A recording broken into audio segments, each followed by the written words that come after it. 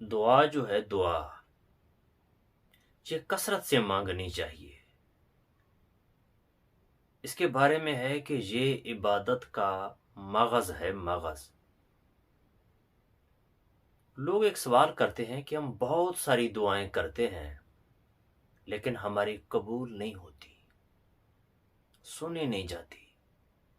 تو آئیے دعا نہ سنی جانے کی سب سے بڑی وجہ میں آپ کے سامنے بیان کرتا ہوں۔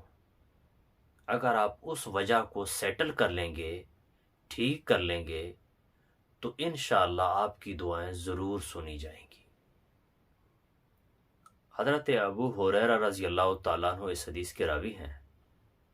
آپ صلی اللہ علیہ وآلہ وسلم نے ایک شخص کا ذکر کیا۔ فرمایا ایک بندہ دور دراز علاقے سے سفر کر کے آتا ہے،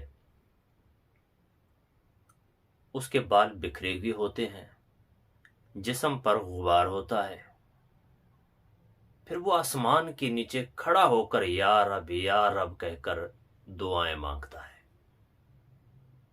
لیکن اس بندے کا کھانا حرام کا، پینا حرام کا، لباس حرام کا، غذا اس کو حرام کی ملی، تو اس کی دعا کیسے سنی جائے؟ تو ایسے شخص کی دعا نہیں سنی جائے گی۔